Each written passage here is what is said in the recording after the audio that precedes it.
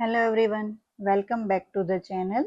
In today's session, we will discuss an important topic in lymph node cytology, the age-based and regional etiologic approach to lymphadenopathy, which is a very practical way to interpret lymph node aspirates in routine pathology practice.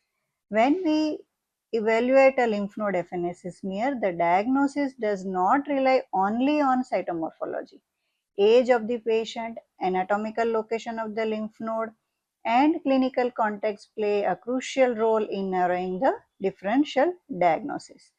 So, in this video, we will cover the age-based etiologic approach to cervical lymphadenopathy, key cytologic patterns and diagnostic clues, important PG examples, and the regional approach to lymphadenopathy, including axillary, supraclavicular, mediastinal and inguinal lymph nodes.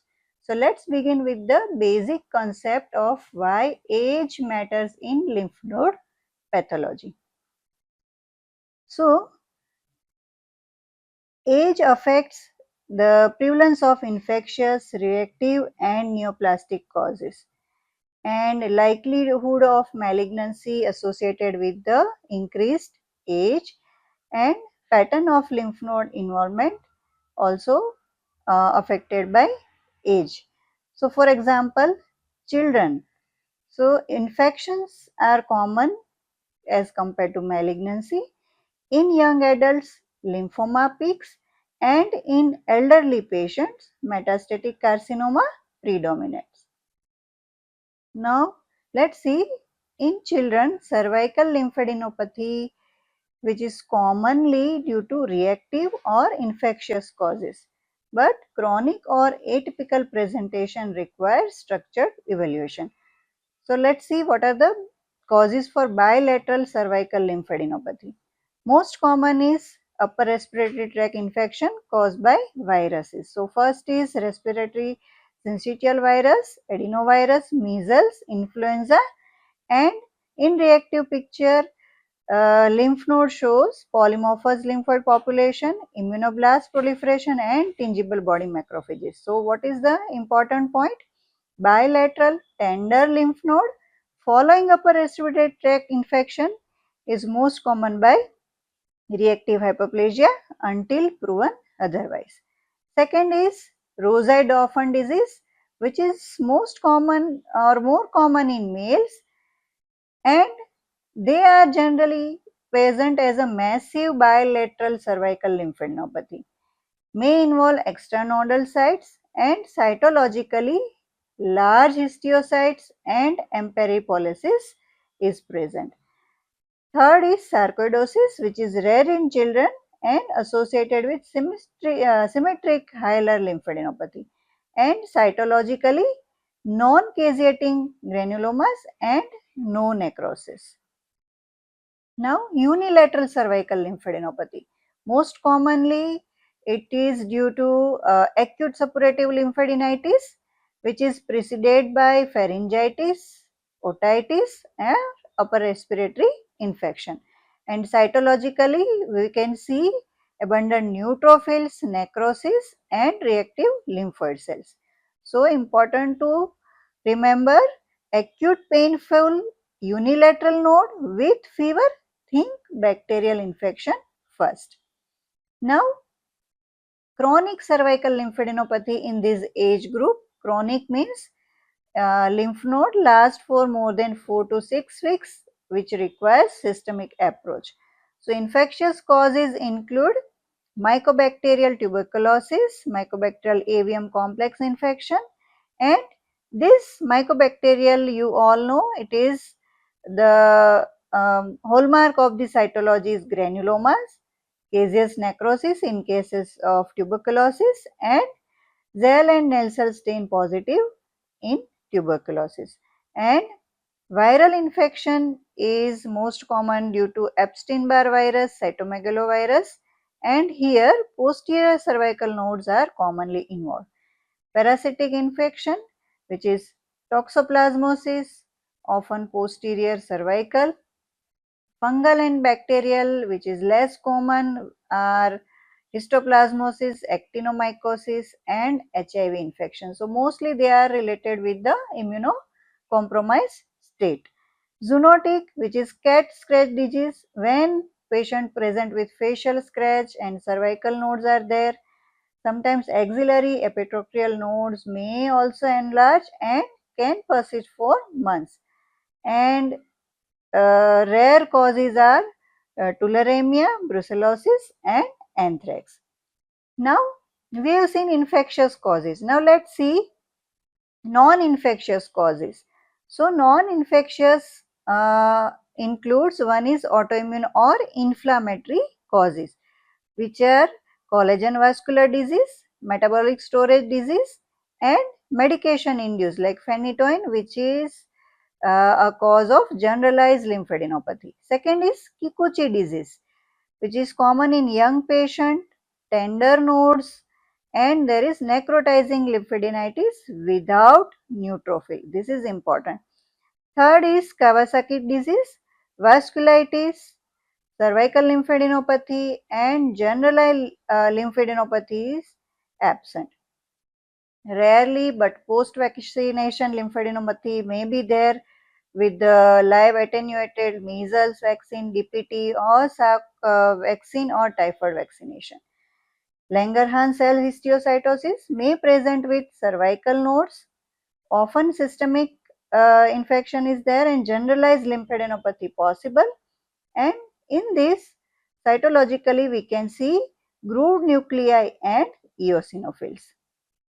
Now Castleman disease, which is rare in pediatrics but may present as a cervical plus or minus mediastinal or hilar nodes.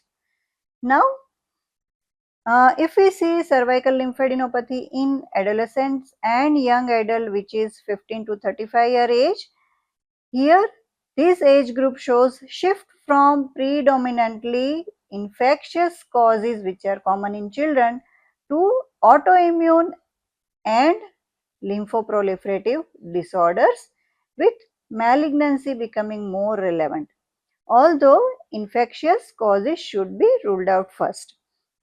So reactive and inflammatory causes, if we see Kimura disease, which affects mainly salivary glands and subcutaneous neck tissue, common in oriental males.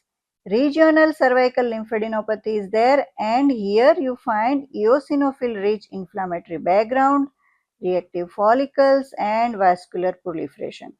So PG Pearl, if you remember here, mark eosinophilia, neck swelling in young Asian male, think Kimura.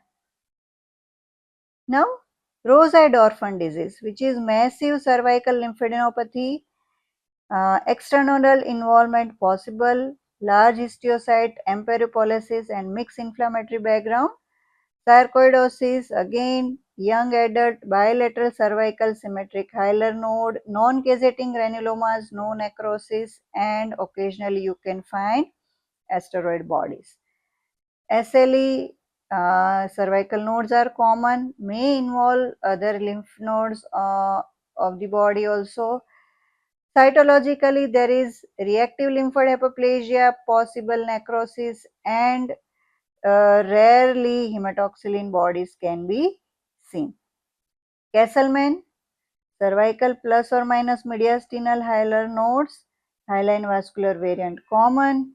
Here there is polymorphous lymphoid cells, prominent vascularity, possible follicular dendritic cell predominance can be seen in this. And if we think about lymphoid malignancy in this age group, most common malignancy is Hodgkin's lymphoma, where cervical and mediastinal nodes are present, patient present with B symptoms. Cytologically, presence of RS cells, mixed inflammatory background, eosinophils are there, and PG Pearl, you note down young adult, mediastinal mass, cervical nodes, Hodgkin's is until proven otherwise, Hodgkin is the diagnosis. Second is Burkitt lymphoma, which is sporadic type. Consider in appropriate geographic and clinical setting, cytologically, monomorphic medium-sized cells, high mitotic activity and starry sky background. Now, third is metastatic malignancy. Important diagnostic pitfall here, because in this age group, metastasis may be the first presentation in case of germ cell tumor, where cervical nodes may be involved along with the retroperitoneal primary is there. And papillary thyroid carcinoma, common metastatic tumor in young adult, and cytologically you can find papillary clusters with nuclear grooves in cells, intranuclear inclusion and psammoma bodies. Now third is nasopharyngeal carcinoma, which 30% show patients show bilateral cervical adenopathy and may present first as a neck mass, cytologically cohesive malignant epithelial cluster cells, necrosis and lymphoid rich background. So, metastatic nasopharyngeal or oropharyngeal or papillary thyroid carcinoma may be the first manifestation of malignancy in this age group. So, if we see age-specific cervical lymphadenopathy differential summary, inflammatory, mostly Kimura sarcoidosis SLE, histiocytic, roside often, lymphoproliferative, Castleman disease, lymphoma, Hodgkin's is most common, high grade, which is Burkitt lymphoma, and metastatic thyroid nasopharyngeal and germ cell tumors. So, bilateral plus mediastinal, think about Hodgkin's and sarcoidosis, eosinophil rich, Kimura, massive but painless lymph nodes, roside often, cohesive epithelial clusters malignant in look, metastasis, monomorphic medium cells, think about Burkitt. Now let's see cervical lymphadenopathy in adults and elderly patients. So here in this group, the diagnostic emphasis shifts strongly toward metastatic malignancy after 50 years of age especially, right? Now, before we think malignancy, first always rule out infectious and inflammatory or reactive causes. So, tuberculosis is very common in Indian region, where when patient is immunocompromised, we have to rule out all the infectious causes. So, first after ruling out tuberculosis, toxoplasmosis may present as isolated cervical lymphadenitis, often no systemic symptoms, and reactive follicular hyperplasia, monocytoid B cell hyperplasia, occasional epithelioid cytosis, and important to note down, posterior cervical node, mild enlargement, minimal symptoms, consider toxoplasmosis after ruling out tuberculosis. Kimura disease can occur in adults, common in oriental populations, and here eosinophil rich inflammatory background. Now, lymphoproliferative disorder, where Castleman disease is common. Here broad age range and plasma cell variant tends to occur in older patients. So, in young adult we have seen highline variant, where here in old age patient plasma cell variant of Castleman disease is common. Mediastinal involvement less frequent than highline vascular variant. So, cytologically polymorphous lymphoid population, vascularity increased, and here as the name plasma cell variant, plasma cells are prominent in aspirate. Now, most important category in this age group, or more than 50 years of age, malignancy, and most common is metastatic carcinoma. So, incidence increases with age and more common than lymphoma in elderly patient. So, after age of 40, head and neck squamous cell carcinoma, which is most important. Most common cause of cervical lymphadenopathy, strong association with alcohol, tobacco and smoking. Even remote history is significant. So, it is very important to take history about smoking, alcohol, tobacco, etc. Now, after age 60, Single most important consideration is squamous cell carcinoma, where you find malignant squamous cells, cohesive or singly scattered, keratin debris, necrotic background, which is also known as tumor diathesis. And so what is important to remember?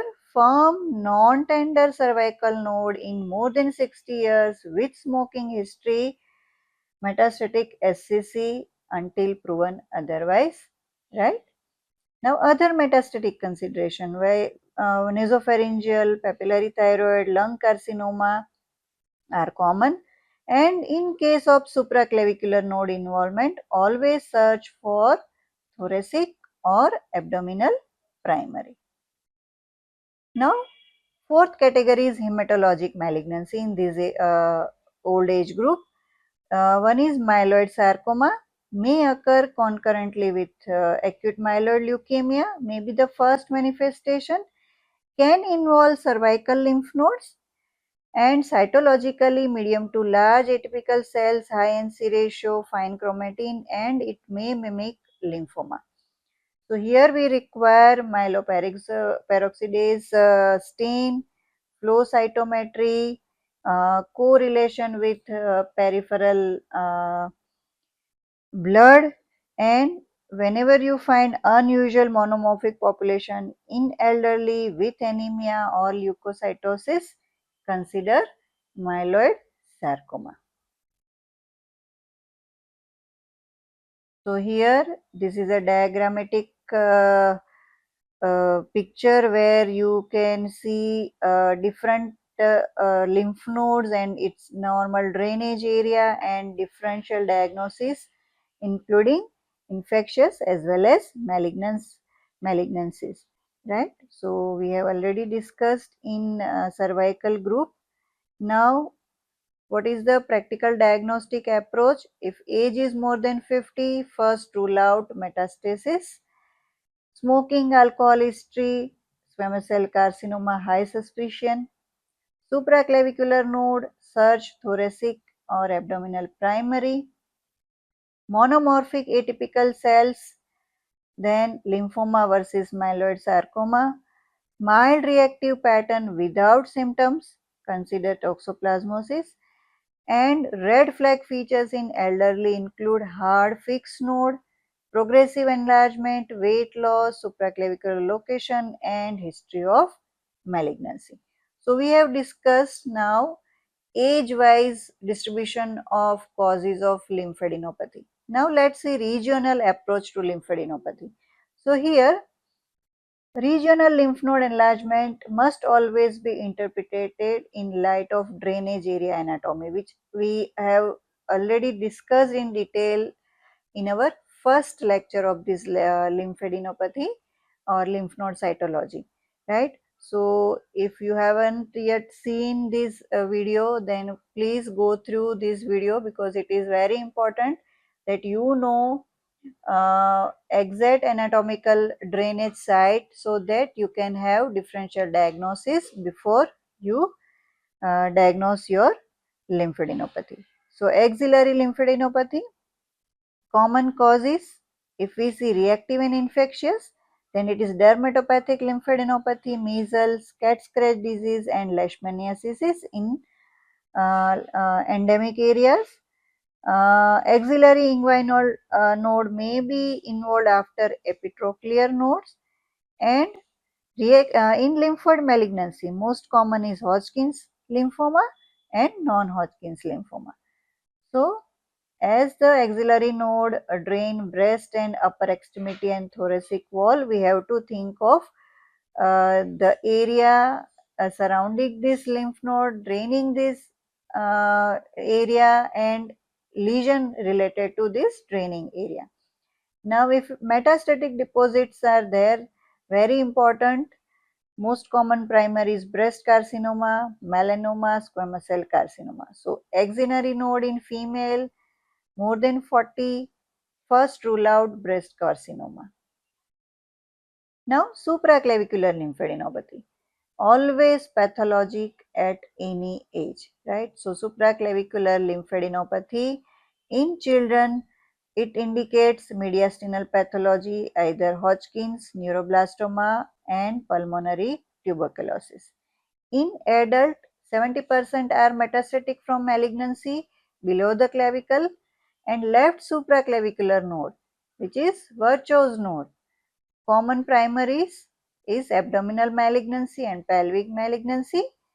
Aggressive if prostatic adenocarcinoma, which may be rarely seen as a first manifestation and present as supraclavicular node.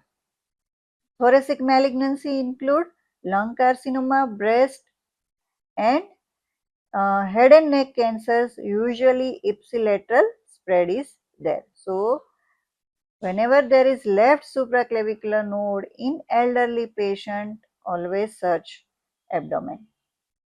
Now, mediastinal lymphadenopathy, which appears as a mediastinal mass, so classified anatomically like an anterior mediastinum. If it is present, then it may be substernal goiter, thymoma, thymic cyst, germ cell tumor, or mesenchymal tumors.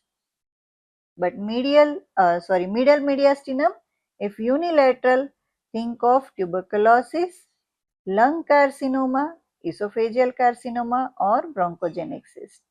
And if it is showing bilateral middle mediastinal masses, then lymphoma, sarcoidosis, histoplasmosis, and Castleman disease. Now, posterior mediastinum, where you find neurogenic tumors, primary neuroectodermal tumor, germ cell tumors, and duplication cysts. So, if extrathoracic malignancy present, metastasis is likely. If no malignancy history, then benign and malignant equal probability, and if malignant, then most common is lung primary. In more than 80% cases show lung primary. Now, in pediatrics, most mediastinal masses are malignant. Most common is Hodgkin's, in adult non-Hodgkin's, and primary mediastinal large B cell lymphoma in young women. Now, let us see inguinal lymphadenopathy. If we see unilateral, most common reactive and infectious causes we have to rule out is dermatopathic lymphadenopathy, lower limb infections, herpes simplex, syphilis, lymphogranuloma venereum, tuberculosis, and malignancy here in descending frequency. First is lower limb skin cancers, cervical, vulva, anus, ovary, penis related malignancy, sarcoma, melanoma, and metastasis either from prostate, testis, bladder, breast, and lung and kidney tumor. Now, bilateral cause of inguinal lymphadenopathy, it is measles, venereal disease, non-Hodgkin's lymphoma. If chronic tender lymph nodes are there, Katz's disease. Generally, inguinal lymph nodes are considered as a reactive. If it is more than 2 centimeter, then it is we have to search for diagnosis. Intraabdominal or retroperitoneal nodes, mostly in mesenteric lymph nodes, are Whipple disease. Upper para-aortic necrotic mass is tuberculosis.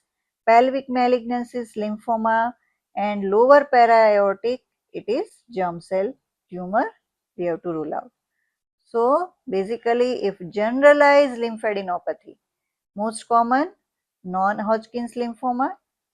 Infectious causes, consider infectious mononucleosis, cytomegalo, herpes simplex, or HIV virus. Autoimmune condition, which is 75% cases of rheumatoid arthritis show generalized lymphadenopathy, and systemic lupus erythematosus. Granulomatous, generalized lymphadenopathy, most is sarcoidosis. Other includes Whipple disease, Castleman, and Kikuchi disease.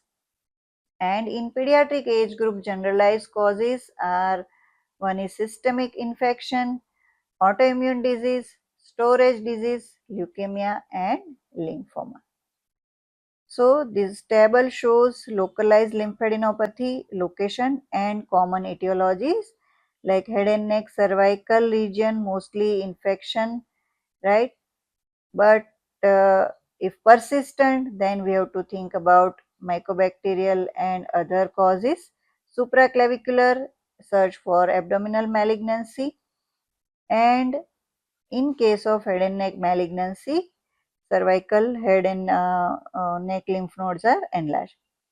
Axillary, again, in absence of infectious, suspicious for metastasis from breast or lung and lymphoma, and some breast implants due to implant leakage may show axillary lymphadenopathy. So history is important. Epitrochlear, mostly suspicious for lymphoma, melanoma, and secondary syphilis, sarcoidosis, and along with some leprosy infection. Inguinal may be felt in healthy adult up to 2 centimeter and in more common in those who walk outside barefoot. Sexually transmitted infections and lower extremity skin infection. Lymphoma does not typically present here, but penile and vascular squamous carcinoma may present.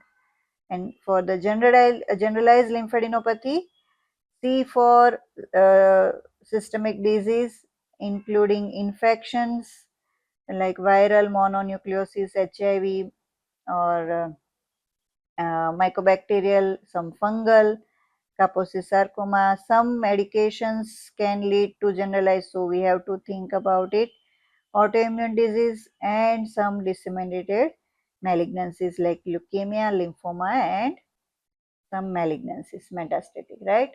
So, to summarize today's discussion, supraclavicular node is always pathological.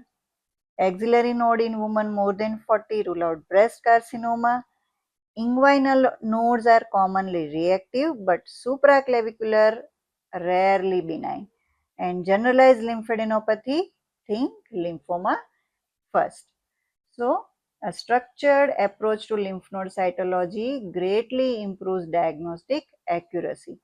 And always remember the three key pillars of lymph node interpretation: age of the patient, anatomical location of the lymph node, and cytomorphologic patterns on aspirate. These patterns we will discuss in our upcoming videos, so keep watching.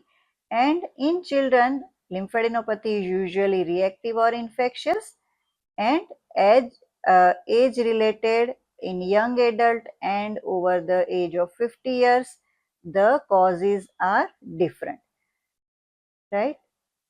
And here, combining clinical history, age-based pattern, regional anatomy, and cytologic findings allow us to reach a more accurate and clinically meaningful diagnosis. So, I hope this session helped you understand the practical diagnostic approach to lymph node cytology.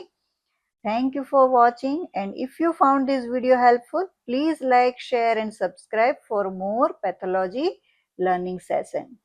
So see you in the next topic, in which we will cover overall assessment of the aspirate and some diagnostic clues. Keep watching. Thank you.